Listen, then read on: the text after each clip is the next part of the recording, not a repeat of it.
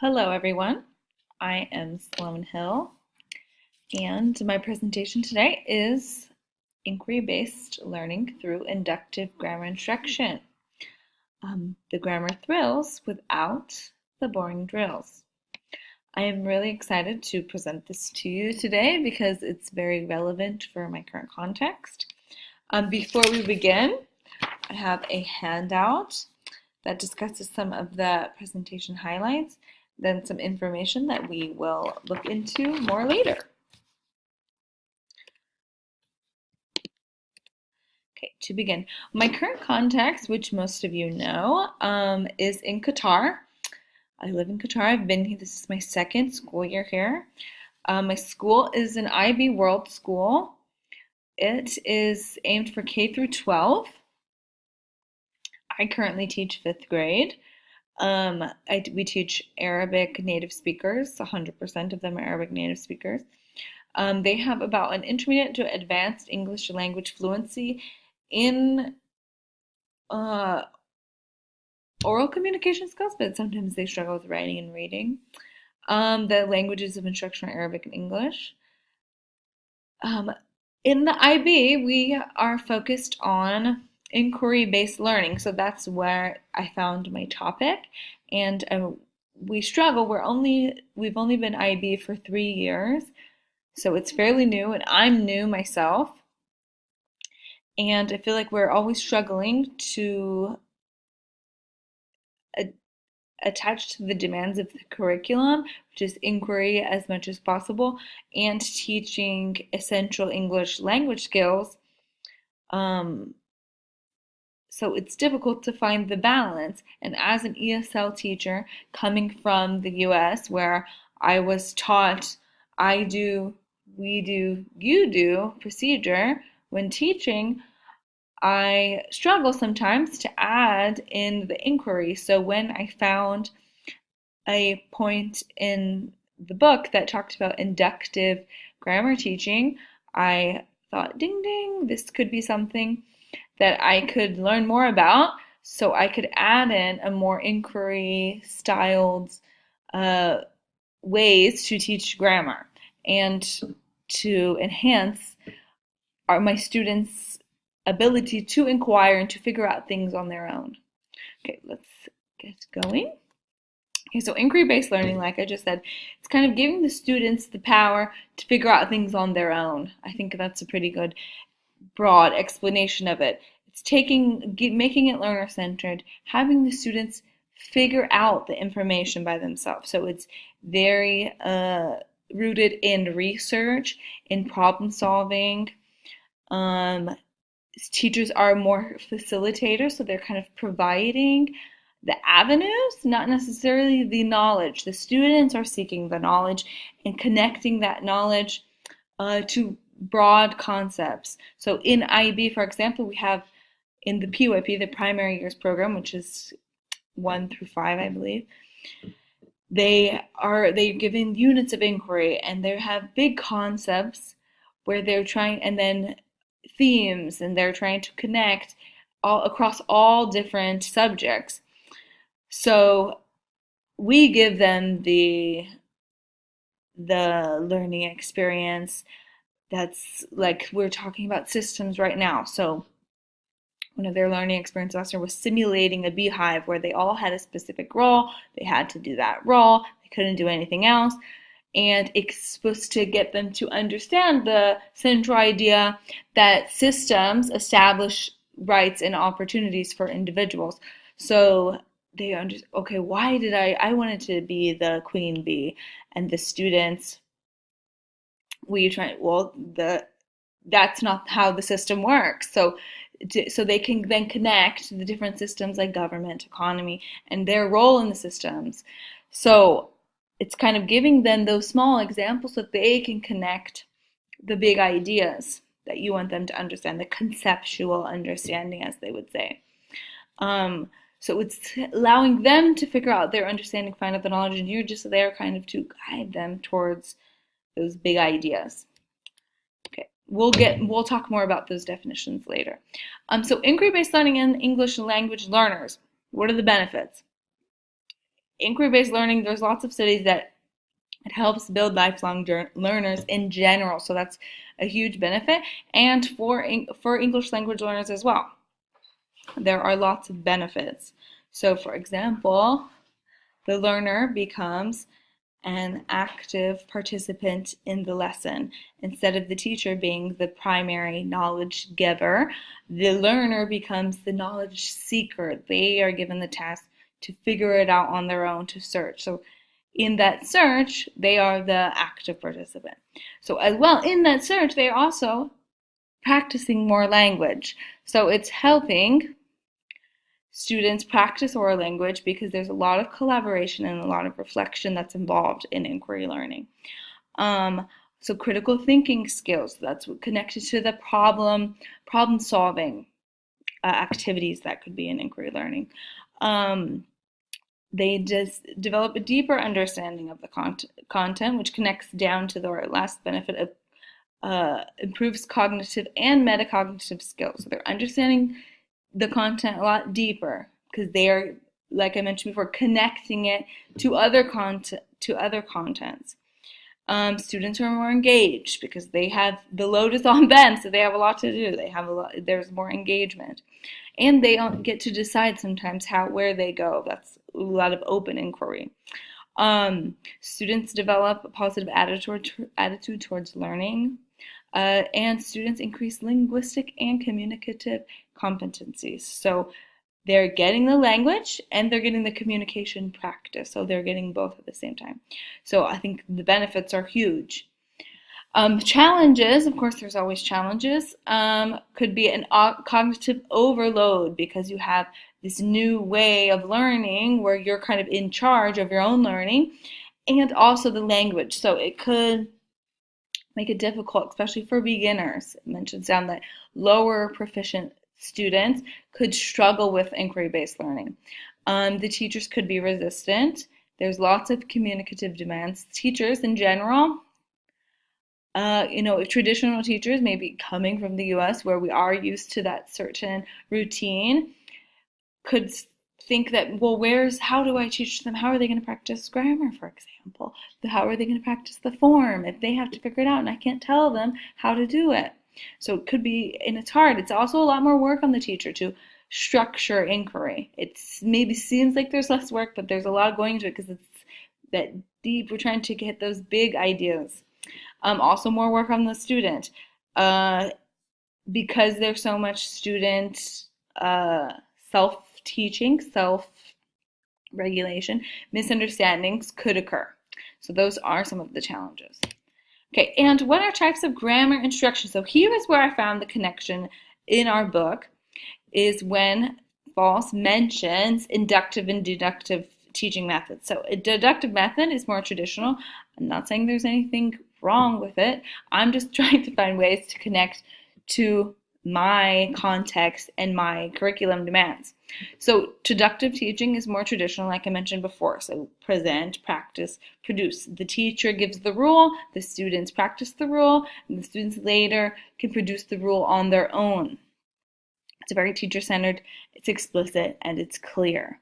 So there's nothing wrong with that. There's also mentions that adult learners prefer this kind of method because maybe time constraints. There's certain times where you're not gonna be able to do more inductive methods in certain contexts, like a specific grammar class for a specific purpose. But for me, inductive method is, it's more progressive. It gives students the input with specific grammars, has the students analyze and discover the patterns, and then they draw conclusions about the grammar rules.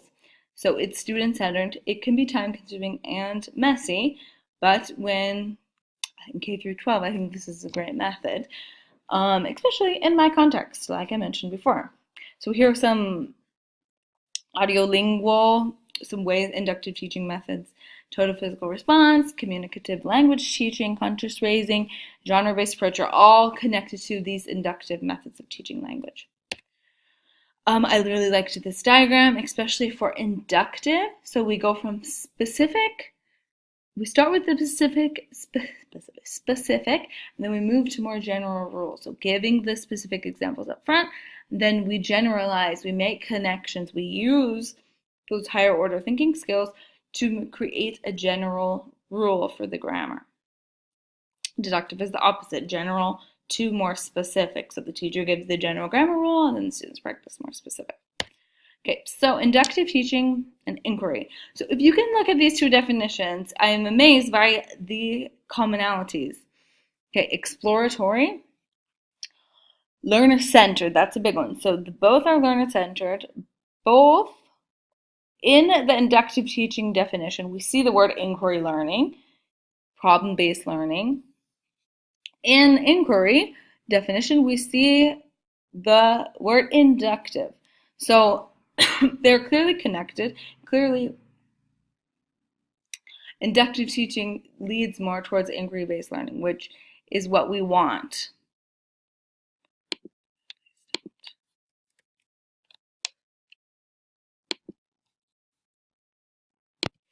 Sorry, I had some technical difficulties there, which has been happening. But let's go through. The show must go on. Okay, so we've compared the two definitions. We found these commonalities. So let's move on. Okay, so in the next section, after the highlights of the handout, we have how can I plan an inquiry, plan a grammar inquiry. So I made up some possible steps using this information that I've gathered and gave some steps for some ideas to teach grammar inductively that will attach to our inquiry-based goals.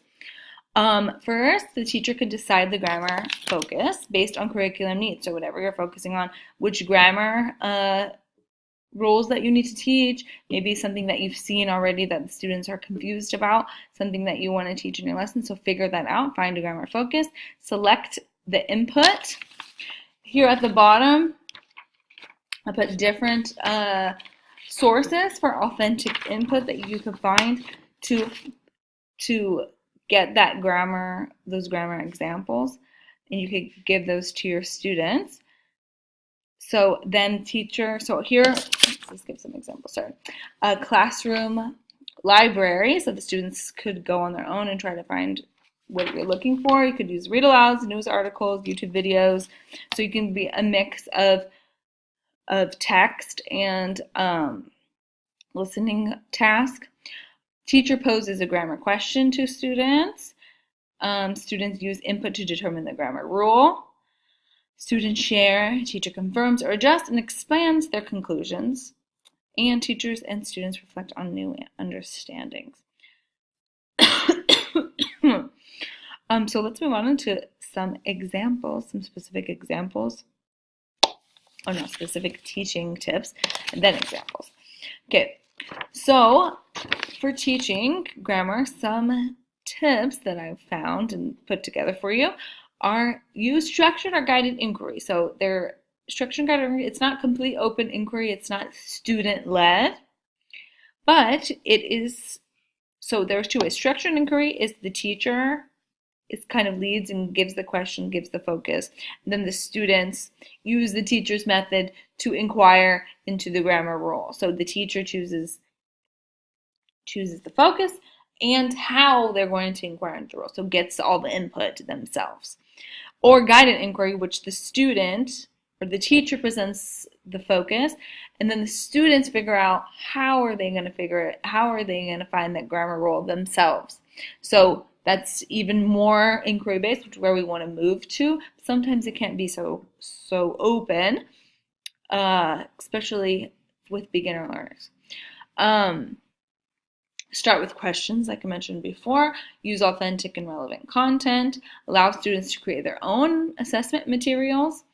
That gives them more power. Use materials, contents of interest to your students. Take advantage of technology. That's a huge way to get really authentic materials. I mentioned here to use social media posts. Something that they're going to see, something they can connect to. They're going to know. We can use to teach formal and informal writing using Twitter posts or Snapchat or Facebook, whatever they use. Also, technology can connect us to more native speakers, so more interactions with native speakers. You could consider using Bloom's taxonomy when asking grammar questions. Use those strong verbs. Use questioning to enhance metacognitive skills. So get them to think about their thinking. Get them to answer questions about how they got to that. And don't forget to use your ESL strategies. Using visuals, using sentence stems. They're still ESL learners, even though they're doing this heavy cognitive task. They still need some aid with the language. So use those strategies. Okay, so some examples of lessons. So I've noticed specifically in my class that students, when in their writing, they don't know the difference between there, and there. So I could ask them, what are the differences between there, and when do we need to use each of them? So the authentic input, right now we're reading Wonder, which students are really into. So I could find certain chapters in that book, photocopy them so they could circle and write, put them in groups, and have the students figure out, find some authentic examples of stuff that we've read already, and then they work through where do you use each one. So they work in pairs. That would be the inquiry activity. They figure out the grammar rule. We share, we discuss. I could address any misunderstandings, and we have a grammar rule. I would suggest maybe keeping a little grammar book, ESL grammar book, 5D grammar book, where students could refer to as they go on through the year, and stuff that they created. Okay, one more example is the pronunciation of ED. So this one is really exciting and I want to use it. What you could do, I've noticed in my guided reading that students get confused about how to pronounce ED endings. When they say it, they're pretty accurate, but when they're reading it, they're not. So we could practice and figure out some rules. So I could ask, how do we group ED ending words? What are the differences, similarities? And then how do we pronounce each word? So I could ask one at a time. So how do we group them? So I was thinking I make little note cards like this with all different ED endings: worked, asked, looked, suggested, wanted, decided, added. So different examples of the 3 sounds. Hand them out to students, call out the words, have them listen to them, come up to the board if they have the word, put it on the board. The next student comes up and decides how to categorize them. So now they have 2 words. They have 2 examples. I'm going to put them together or separate. Then as you keep going, and the students start adjusting the groupings of them. So once as a whole class you've kind of grouped them, say, okay, why are we grouping them this way, that way? Hopefully they've gotten to the conclusion about the sounds. Then in groups, they could work through, why do I say the T sound? Why do I say the ID sound? Why do I say the D sound? What are the similarities with these words? Hopefully they will be able to realize that it has something to do with the letters that come before. What's common. And even if they don't get all the idea, they get just the basics, like the DED, I'm going to say dead, or TED, I'm going to sound id, added, wanted, requested, accepted. If they get that, that's something. That's them understanding something and making their own grammar rule.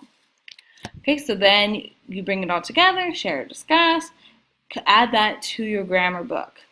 Okay, I'm running out of time. I've already ran out of time.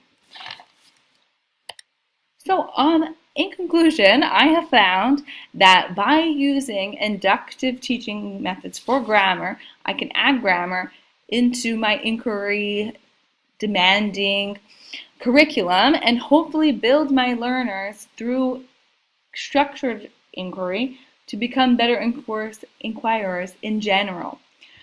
So I'm very excited to have shared that with you. I hope you enjoyed. Thank you.